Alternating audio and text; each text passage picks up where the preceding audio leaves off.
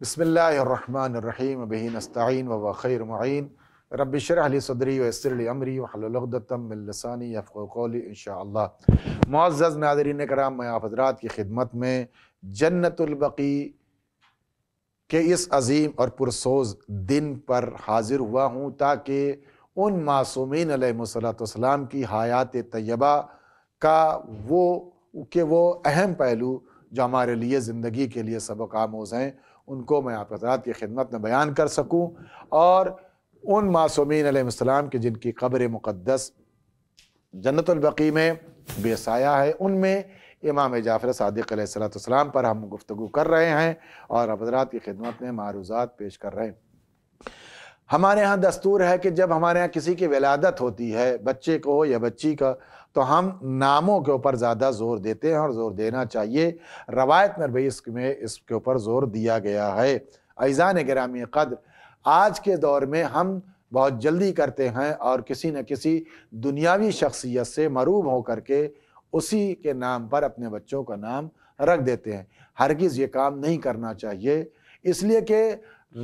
اہل بیت علیہ السلام کا یہ وتیرہ ان کی عادت رہی ہے، بالخصوص معصومین کے گھرانے میں امیر المومنین علیہ السلام کا گھرانہ سر فہرست ہے کہ جب امام حسن مجتبیٰ علیہ السلام کی ولادت ہوئی تو امام حسن علیہ السلام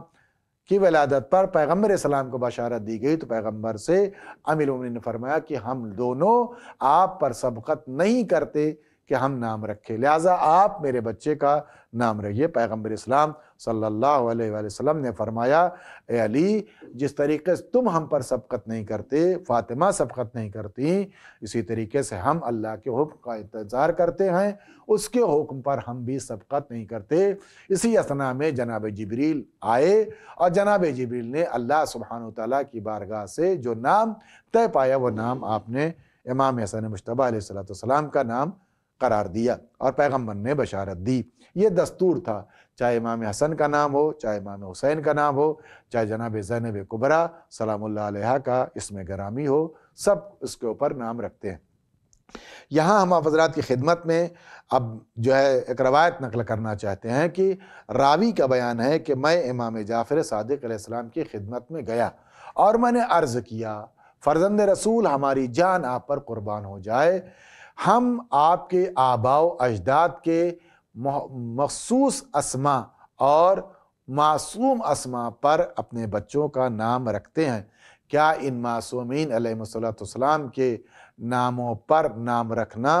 ہمارے لیے فائدہ مند ہوگا یا نہیں؟ امام نے فرمایا،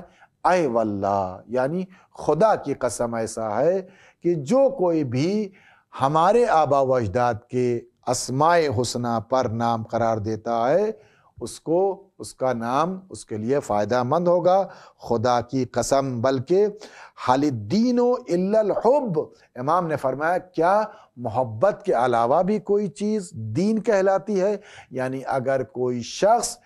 اپنے بچوں کا نام معصومین علیہ السلام کے اسماء مبارک پر رکھتا ہے، ان کے خوبصورت ناموں پر نام قرار دیتا ہے، یہ گویا علامت محبت ہے، اور صرف علامت محبت نہیں ہے، یہی عین دین ہے۔ امام علیہ السلام نے فرمایا، اس کے بعد امام نے اس آیت کی تلاوت کی، قُلْ إِن كُنتُمْ تُحِبُّونَ اللَّهَ فَاتَّبِعُونِي يُحْبِبْكُمُ اللَّهُ وَيَغْفِرْ لَكُمْ ذُنُوبَكُمْ وَاللَّهُ غَفُورٌ رَحِيمٌ۔ امام علیہ السلام نے اس آیت کے فقرے اور تلاوت کے بعد یہ بتا دیا کہ یاد رکھو، محبت کی علامت یہ ہے کہ صرف ہمارے اتباع اور پیروی میں یہ نہیں کہ جو ہم نے کیا ہے اس کا انجام دینا، یقیناً ہمارے قول کی پیروی کرنا وہ اطاعت کہلاتی ہے، اور ہمارے کردار کی پیروی اتباع کرنا وہ اللہ کی بارگاہ میں اتباع جو قرآن مجید میں مطالبہ کی گئی ہے وہ یہ ہے۔ عزیزان، لہٰذا ان تمام پیرویوں میں سے ایک پیروی یہ بھی ہے کہ اپنے بچوں کا نام معصومین علیہ السلام کے مقدس اسماء پر قرار دینا چاہیے، اس لیے کہ قرآن میں بھی کہا گیا ہے کہ اللہ کو اس کے اچھے اچھے ناموں سے پکارو۔ اس کے زمرے میں، اس آیت کے زمرے میں یہ فرمایا گیا ہے کہ تم جب اللہ کو پکارو تو للہ اسماء الحسنى، اللہ کے لیے اچھے اچھے نام ہیں۔ یہاں پر امام نے فرمایا نحن اسماء الحسنى، ہم اللہ کے اسماء حسنہ ہیں، ہمارا نام اللہ کی بارگاہ میں اسماء حسنہ ہے۔ لہٰذا اپنے بچوں کا نام اگر رکھنا ہے تو اہل بیت کے اسماء ان کے ناموں پر نام رکھو۔ اسی لیے جناب جابر سے روایت موجود ہے کہ ہم امام کے ساتھ جا رہے تھے، کیا دیکھا کہ ایک بچہ کھڑا ہوا ہے دروازے پر، امام اس کے قریب گئے، اس سے پوچھا تمہارا نام کیا ہے اور تمہاری کنیت کیا ہے؟ اس نے کہا ہمارا نام محمد ہے اور ہماری کنیت ابو علی ہے۔ امام مسکرائے، جناب جابر سے فرمایا اے جابر یہ نام کتنا خوبصورت ہے اور اس کی کنیت کتنی حسین ہے کہ اس کے والدین نے یہ دونوں اعتبار سے اس کو شیطان سے محفوظ رہنے کا ذریعہ بنا دیا ہے۔ عزیزان گرامی، اللہ کو سب سے زیادہ کوئی نام اگر پسند ہے تو محمد پسند ہے۔ اسی لیے روایت میں فکر ہے کہ اگر کسی موقع پر صلح نہ ہو سک رہی ہو، لوگوں میں اختلاف ہو گیا ہو، تو چاہیے کہ ایک ایسے شخص کو لے آئیں جس کا نام محمد ہے۔ اگر اس جلسے میں وہ نام محمد کا کوئی شخص آ جاتا ہے تو اس اسم مبارک کی برکت سے لوگوں کے درمیان صلح پیدا ہو جاتی ہے اور فیصلہ ہو جاتا ہے۔ عزیزان گرامی، اسی لیے نام اگر قرار دینا چاہیے، اور ویسے بھی خود معصومین علیہ السلام کے نام اور اسماء اللہ سبحانہ وتعالیٰ کے اسماء سے مشتق ہیں، اور گویا ہم جو یہ نام رکھ رہے ہیں،